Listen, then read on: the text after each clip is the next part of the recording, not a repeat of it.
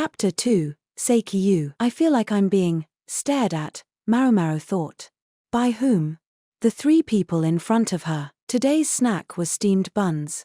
Some of them contained red bean paste, but others were plain, with no filling, and Maomao, who wasn't very fond of sweet things, preferred those. Instead of the bean paste, she liked to eat them with leftover stewed vegetables. In the Jade Pavilion, the ladies-in-waiting took their breaks in turns. Maomao was often on break at the same time as Hougong or Yinghua, and recently she'd often simply been away from the pavilion entirely, but now she found herself on break with the three new girls. To be quite honest, she was uncomfortable. Maomao wasn't very good with people to begin with. It was a full month after the new girls had arrived, and she had only just started to remember their names. The three of them looked very similar. At first Maomao thought it might simply be because they shared a hometown, but in fact, they were sisters. Hakuyu, Kokuyu, and Seiki-yu, she repeated to herself. The names themselves weren't hard to remember. They simply meant white feather, black feather, and red feather. Remembering which of the girls was which, that was the tricky part. She'd already mixed them up several times, until in exasperation the girls had each taken to wearing a hairband that matched the color of their names, somewhat as the special envoys had done, whereupon Maomao was finally able to remember who was who. They weren't triplets, but had each been born in successive years. Hakuyu was the oldest, followed by Kokuyu and then Seiki-yu. They had good looks, as befitted ladies-in-waiting to an upper consort. Their flowing eyebrows suggested they had been drawn in with charcoal. They all had lovely, almond-shaped eyes, but it was the middle girl, Kokuyu, who struck Maomao as the strongest of spirit. Not going to have any? Maomao asked. She'd already sat down and started in on one of the steamed buns. Tea had been waiting.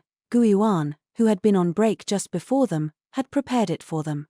The leaves had already been steeped before, but it was still quite tasty. Sure, the oldest sister, Hakuyu, sat down, followed by Kokuyu and then Seiki-yu. None of them said anything. Maomao didn't mind silence as such, but it made her feel funny to have people watch her eating. Maybe there's something they want to say. If there was, she wished they would go ahead and say it. Maomao wasn't interested in dragging it out of them. With superiors it was one thing, but when dealing with colleagues, she wasn't going to go bending over backward on behalf of people she felt no special affection for. They ended up eating their buns in silence. Maybe the new girls felt they couldn't say anything if Maomao didn't speak first. They should have just chatted among themselves, not minding her, Maomao thought. She finished her snack and washed it down with the rest of her tea. Hakuyu, the young woman with the white hairband, looked at Maomao and finally spoke. I have a question. If you don't mind. Her speech was deliberate and careful. Maomao had heard that Seiki-yu, the youngest, was her own age, which meant Hakuyu must have been about 20 this year. That would make her as old as Gyokuyu and older than Yinghua and the others. Maybe that explained how composed she was. How, if I may ask, did you come to serve in the Jade Pavilion? How? Well, there hadn't been enough hands at the Jade Pavilion, and Jinshi had pressed her into service as a food taster at what he found to be a convenient moment. Maomao assumed Yinghua or one of the others had told the new girls at least that much at some point. Yes, we know that, Hakuyu said.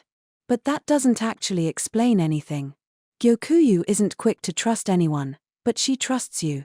Why? She grimaced as she said Gyokuyu, with no title or honorific. I see, Maomao thought. Maybe Hakuyu felt close to Gyokuyu, being the same age. It shouldn't have been surprising if she was suspicious of an unknown person getting close to the consort. I'm really only a food taster. If someone were to try to poison consort Gyokuyu, I would be the one to suffer the consequences. I ask that you view me in terms of that role. It was the honest answer. There was no particular need to tell her about the incident of the toxic face powder that had led to Maomao's introduction to Gyokuyu. They said you don't mince words. Turns out it's true. Thank you. Maomao wasn't sure whether that was actually a compliment, but she bowed her head just the same. Hakuyu might have been a newcomer, but she did outrank Maomao, after all. I also hear you have a lot of outside friends, but I hope you won't spend too much time socializing. My sisters and I are trying to figure out life in the rear palace. You must know we get lonely when our more experienced colleagues spend all their time visiting. My youngest sister, in particular. Hakuyu jabbed the youngest sister with her elbow, but Seikiyu, the girl with the red hairband, looked away as if to deny it. They weren't wrong, Maomao reflected. She had been spending a lot of her time with Xiaolan and Shisui recently, and she realized now that hadn't been entirely appropriate. Ironically, though, she'd promised Xiaolan and Shisui that she would go see them later today. Doing the consort's hair removal had become Maomao's job. If she dropped out now, the other two would have to scramble to cover for her. She was just fretting about what to do when she had a thought. All she really needed was someone to keep an eye on her, to make sure she didn't do anything suspicious, right? Then why waste any time, she said. Let's go to the baths today. Huh? Seikiyu said, caught off guard by the invitation. The three sisters might look much alike, but their ages still made them distinct. Seikiyu came across as rather innocent. So long as she wasn't too brusque, though, Xiaolan and Shisui should be able to handle her easily enough. And Maomao would let them. At the word baths, Hakuyu and Kokuyu looked at each other. Was it just Maomao's imagination, or did they share a grin for a fleeting second? That might just be a good idea. Seikiyu, it would do you good to spend time with other girls who aren't your sisters. But sister. Yeah, you might be right. Besides, Lady Gyokuyu ordered us to go to the bath sometimes. That's true. Scandal hunting was a job itself, in some sense. Maomao beckoned Seikiyu over to her. Kokuyu, why don't you come? Seikiyu ventured. Sorry, I have to work. Have a nice time. The otherwise quiet second sister agreed with the eldest, leaving their younger sibling without much choice. Maomao, meanwhile, thought she'd started to grasp the sister's particular pecking order. I'm Seikiyu, pleased to meet you, Seikiyu said nervously. Xiaolan and Shisui, for their part, were bubbling with interest in Maomao's new companion. Ooh, Xiaolan said, have you got a new friend, Maomao? Well, I'll be, Shisui added. The two of them managed to surround Seikiyu all by themselves. Maomao ignored them and their quaking new acquaintance, instead making sure she had everything she would need. She had a beauty salve, in case the hair removal process irritated someone's skin, and a silk thread. She'd wanted to bring the leftover textbooks from the pleasure district in hopes of selling some, but had given up the idea. It would be too hard with Seikiyu along. Speaking of Seikiyu, she was looking at Maomao pleadingly, evidently viewing her as her safe harbor now that her sisters weren't around. I suppose I should rescue her, Maomao thought. She pointed in the direction of the bath as if to say let's go, and Xiaolan and Shisui raised their hands and went jogging off. Who are those people? Seikiyu asked. They're harmless. I think, Maomao added mentally. Then she trotted toward the baths herself. Wait for me, Seikiyu cried, and rushed after her. The work wouldn't be that hard today, as a number of additional massage givers had shown up recently. When they peeked into the baths, they could see another palace woman giving a massage. Maybe the other women had started to take an interest when they realized that Maomao and the others were receiving little indulgences from the consorts. The previous masseurs had evidently done a better job of keeping the fact hidden. Maomao stripped down to her apron in the changing room, then proceeded into the bathing area with her bucket full of tools. Seikiyu, though, just stood there fidgeting uncomfortably. What's the matter? Xiaolan asked earnestly. Is this all we're wearing? Seikiyu asked. Yeah. It gets hot in the bath if you have too many clothes on. Seikiyu, it would appear, was embarrassed. Shisui came up behind her with a wicked smirk, then grabbed her sash, tugging it loose. She pulled off Seikiyu's robe and held it up high. Huh. Maomao and Xiaolan exclaimed in unison. They both seemed to be thinking the same thing, that Seikiyu had nothing to be embarrassed about. Xiaolan, like Maomao, was only modestly endowed. It's fine, said Shisui, who herself was considerably more than fine. Fine, indeed. Seikiyu exclaimed. I wish I was flat as a board. She looked at Maomao and Xiaolan. Xiaolan was beginning to look angry, and the eyes of several of the women nearby glinted as well. She was going to make enemies at this rate, Maomao thought. Shisui seemed to have the same intuition, for she passed Seikiyu an apron in lieu of her robe. Sure, I hear you. Come on, let's get to the baths, she said, giving Seikiyu a couple of encouraging pats on the shoulder. I knew she'd be easy to tease, Maomao thought, but I never imagined it would be this easy.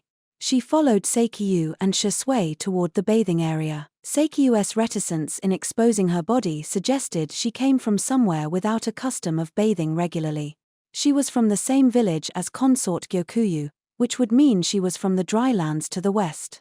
Water was a precious resource there, no wonder Seikyu wasn't accustomed to bathing. They had saunas, but probably not any large bathhouses like this one. How have you been managing all this time? Out in the desert it might be one thing, but around here, your body odor would turn noticeable very quickly if you didn't bathe routinely. Especially now, in the hot season. Just wiping yourself down almost certainly wouldn't be enough. My older sisters come here, but I asked Lady Gyokuyu for special permission, and apparently she'd been allowed to use the bath in the Jade Pavilion. Such amenities were ordinarily reserved for the lady of the house. His Majesty sometimes used them as well, but, not for bathing as such.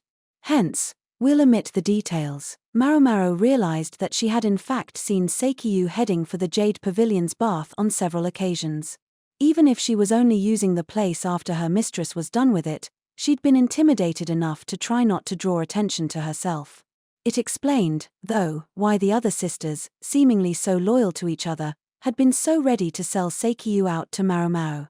Since the youngest girl had consort Gyokuyu's permission to use the private bath, they felt they couldn't drag her to the public one. But when Maomao had invited Seikyu along, they saw their chance. Sounds like you're embarrassed, Maomao said. But there's not going to be any time for that once we get started here. Then she dipped a hand towel in a bucket and started cleaning herself off. If Seikyu was reluctant to even let her chest be seen, what must she make of the consorts lying on the stone table without a thread on them? Gyokuyu insisted on doing virtually everything for herself, so Seikyu had probably never seen the like of it before. She looked like the whole thing was making her head spin, but Maomao didn't have time to worry about her. Here, take this. Maomao passed her the perfume oil. You can at least rub it on them, right? I'll rub it on them. Aha! Pretend you're marinating some chicken. Maomao added in a whisper that this would cause the women to relax, which would make them more talkative. Seikyu frowned intensely, but slowly, fearfully, began to daub the prone consort with oil. Xiaolan, who was getting quite good at this, took some of the excess and began to work it into the woman's skin. Maomao was still in charge of hair removal, which, unlike massage, wasn't something one necessarily needed every day. Hence, she was finished before Xiaolan and Shisui, leaving her with little to do. She was sitting on the stone platform, waiting for their next customer, when she spotted a hesitant figure. Well, look who it is. Consort Lishu was back. She had her chief lady-in-waiting with her again and was looking around uneasily. Wonder what's going on. Each of the upper consorts had her own bath at her pavilion. Lishu didn't need to come all the way to the public bathhouse. She was so busy looking around nervously that she didn't notice the bucket near her feet and nearly tripped over it. It was very characteristic of her, somehow. Lishu was one of the 4 upper consorts of the rear palace, but she was something of a sheltered princess, still just 15 years of age and having never received a visit from the emperor. Her chief lady-in-waiting was trying to hold her up, but the floor was just too slippery, and Lishu came tumbling down. Maomao wondered if she didn't have any other ladies she could rely on, but then she thought of the women at the Diamond Pavilion and realized there was simply no one trustworthy among them. Finally, Maomao felt compelled to head over to Lishu. Some perfume oil or something had spilled on the stones. Maomao poured bath water over them so there wouldn't be any more tripping. Oh, thank YRGH. The chief lady-in-waiting's words of gratitude turned to a strangled shout as she saw Maomao. For some reason, Lishu shared her expression of horror. Maomao gave them both a bit of a scowl, but they were shaking like newborn foals. She wished they wouldn't look at a person as if she were some kind of monster. She could take a hint, though, and she was about to go back to the massage table when she noticed something. There were places all over the quavering Lishu's body where the hair hadn't been removed properly. It looked as if someone had tried to shave her with a razor, but they'd left plenty of scratches and even some cuts here and there. Would you prefer to try a different way of removing hair? Maomao said. What? Lishu appeared taken aback by the offer, but she didn't resist when Maomao pulled gently on her hand. That was close enough to assent. Maomao thought she still detected some faint trembling but was determined to ignore it. The shoddy shaving bothered her. Maomao was sometimes bothered by rather unusual things. She urged Lishu onto the stone platform. The consort seemed to have the same reluctance as Seikiyu to expose her chest, and then began to apply lotion, though she frowned a little as she did it. Xiaolan noticed the cowering consort and the lady-in-waiting who stuck close to her and promptly understood what was going on. She helped pin the consort on the table. "Don't worry," Maomao said. "I'll be gentle." She was bent on doing the best job she could. Seikiyu, meanwhile, could only watch, her eyes full of sympathy for the consort. After the hair removal, Lishu's skin was silky smooth. Almost without realizing it, Maomao hadn't stopped with her arms and legs, but had gone over every inch of her body. Xiaolan was diligently doing the aftercare, daubing the consort with perfume oil. Shisui had needed to help another customer, who then gave her some juice that she was now enjoying. Xiaolan was looking at her enviously. Should they try to ask consort Lishu for an honorarium? Maomao wondered. Looking at the consort, though, who was plastered to the table looking like her soul had left her body, she thought better of it. Is this sort of thing new to her? Maomao asked the chief lady-in-waiting. Why yes. At the, pavilion, most of the women don't pay much mind to these things. And before that, she spent quite a while in a convent. Ah, yes, that's right. In fact, Lishu's story was rather a sad one, when you thought about it. Married off to a pedophile emperor as a political pawn at an early age, sent to a convent after his death, then forced back to the rear palace by her family. And once there, surrounded by good-for-nothing ladies-in-waiting. The chief lady-in-waiting had been among the consort's tormentors once, but now she was her mistress's staunch ally, a fact that impressed Maomao. Since she was here anyway, Maomao thought she might as well make the chief lady's skin nice and smooth too, but while the woman submitted to having her arms and legs done, she fiercely resisted when it came to her most sensitive parts. Maomao didn't see the problem.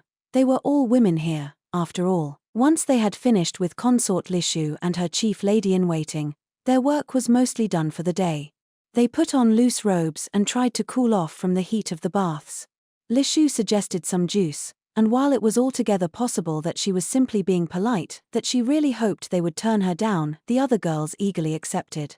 Xiaolan was openly joyful, while Seikiyu didn't really understand what was happening but went along anyway. Other ladies were attending the other consorts, while Shisui had slipped outside where one of the consorts was treating her to a puff on a pipe.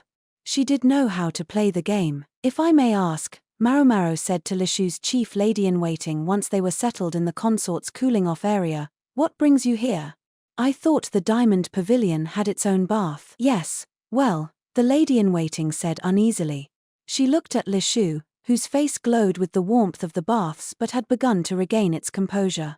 In fact, if anything, she looked a little pale. That's where it appeared. In the bath, now the lady-in-waiting looked as pale as her mistress. A ghost.